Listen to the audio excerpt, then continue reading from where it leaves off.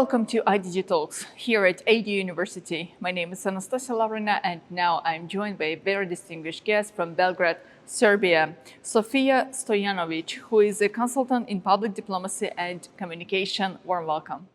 Thank you for having me here. Well, thank you. Thank you very much for your time. Thank you for joining IDDTalks today. You attended the fourth Shusha Global Media Forum that took place in the cultural capital of Azerbaijan in Shusha city quite recently on 13 and 14 of July. So let me start with a quite basic question on your overall impressions from this event, from the forum, and what makes this forum special. What is the main difference of this event from the similar international media events that take place in the different cities and different capitals in the world? Yes, indeed. It was my first time ever attending a Shusha Media Forum. Even though it was not my first time in Azerbaijan, it was really specific and a unique experience to be part of this forum. Excellent organization, great guests, and the topics that are up to date and that we're covering the main issues we have in the world today when it comes to media. What makes this forum different is definitely the location. And being in Karabakh itself for this occasion already made it really remarkable, because I could see for myself, but also for the other guests, that this was really the overall impression that we had, because only a few years ago we would not be able to be at the place where we were only a few days ago. And I think that having the forum in Karabakh itself was a good idea, because Karabakh was a narrative of the foreign media for many decades. And having the international media there to witness what was going on and what is going on and what will be going on there is just what exactly makes this forum unique. Yes, absolutely. And this year's forum focused on promoting the peace through media, a lot of panel discussions, a lot of participants from the number of countries. And in today's increasingly polarized information environment, can media still serve as a bridge for dialogue and trust? I think that media must serve as a bridge for dialogue and trust, and they are one of the main actors when it comes to the world peace and mutual understanding. And yes, what we are facing these days is exactly the lack of trust in media, a lot of misinformation, and I would also say some kind of media anxiety, because information is everywhere, news are everywhere. We don't really know who to trust, what to trust. We are a bit overwhelmed with all this information. And talking about it and trying to find the common ground in all of it is extremely important. And I think this forum highlighted it well, because these were also some of the topics. I would also like to mention that with its natural position, Azerbaijan can play this role of being a hub or a platform where media of the world can meet, being between East and West. It's a natural position for the country to place itself, like, as I said, platform that can really welcome both sides of the world, or all sides of the world, in one place and let them discuss about these important topics.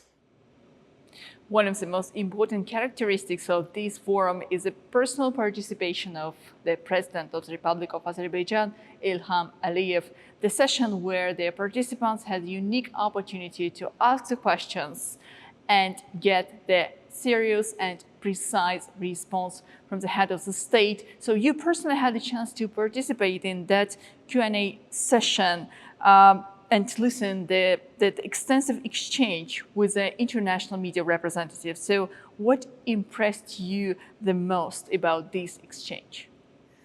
Yes, we had the opportunity to be present at the panel with Mr. Ilham Aliyev, the president of Azerbaijan. And what was impressive is actually the opportunity to be sitting with him for almost 3 hours, responding to the question of the journalists.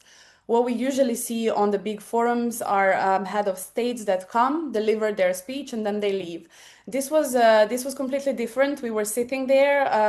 Everyone had the opportunity to ask any question they wanted, and without any preparation, Mr. Aliyev would respond without knowing the questions. He would respond to all of them in a very, well, I would say, organized way, because these questions covered basically the whole world. So they would start from the region, and then they would continue to America, Latin America, equally Russia and Ukraine, then going to China, coming back home. So we really had the whole world covered there. And as I said, it lasted for almost 3 hours. And I was really glad to see that really having the opportunity to ask questions and having the opportunity to hear his answers was something quite unique. But if you ask me personally, like what was very impressive for me was the very end of this his visit, when he sat himself alone in his car and drove himself from the forum itself. So personally, was very impressive to see that as well. You're absolutely right. A lot of questions about Argentina and United Kingdom, Russia and Ukraine, the situation in the Middle East, and of course, the ongoing peace talks between Azerbaijan and Armenia. So many questions to the head of the state, and quite precise and detailed response. It seems even that some of the participants came here to ask the advice from the Azerbaijani president about the global issues. How important is this kind of open dialogue in public diplomacy today?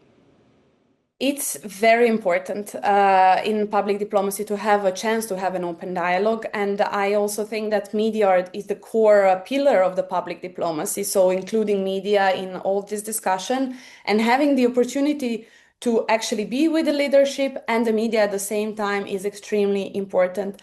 I myself, someone that has been studying and working in media for quite a long time, and how we say that leadership and the government and the media on the other side are at the same time collaborators, but also sometimes adversaries. So sometimes they're on the different sides, sometimes on the same, but what they need is actually to have the opportunity to discuss, to be at the same place, and to see how they can advance each one in their specific activity, but to be able to help each other with improvement.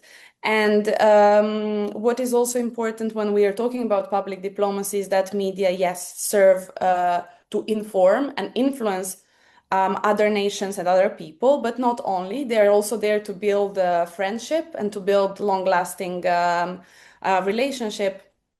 So it's really important to have this platform that would allow people to meet in person, to have these discussions, because sometimes 10 minutes of a real life discussion can be way more than having thousands of emails and discussing it via other platforms. So yes, my impression is that this open dialogue is important, and what Shusha Media Forum offered is indeed a very useful platform. Sofia, and one more question about the place where the forum was held. Shusha, the cultural capital of Azerbaijan. The participants from so many countries had a unique opportunity to witness the process, the restoration process, to see their own eyes on how Azerbaijan is investing, rebuilding, and making its all efforts to make sure that the participants are enjoying the views in the liberated Karabakh. So my last question will be about the importance of this process for international journalists to be there and see the reality on the ground rather than rely on the external sources, external narratives. Yes, it's very important, obviously, to be there, because as I said in my press answer, we've been hearing about Karabakh in foreign media for more than 30 years now, and we knew it by name, but not really by our own experience. And as much as it is important to be there and to witness the infrastructure reconstruction, to be able to see the colors and the mountains of Karabakh, For me personally, it was also very important to hear people's stories in Karabakh, because I had the opportunity to talk to some of the citizens that have returned after it, to meet some of them, and to hear stories really from the first front row, I would say. But also, luckily enough, I was sitting on my way from Fuzili to Shusha next to Reza Degati, the photographer who witnessed himself first Karabakh War, and who was reporting from there first to the foreign media, and especially Western media, and to learn from people that have witnessed what was happening there, and to hear some of these things that are not obvious for all of us following the story from foreign countries. That was especially remarkable and especially meaningful when it comes to this visit. Well, Sofija, thank you. Thank you so much for your time. Thank you for joining IDDTalks. Thank you so much. Thank you.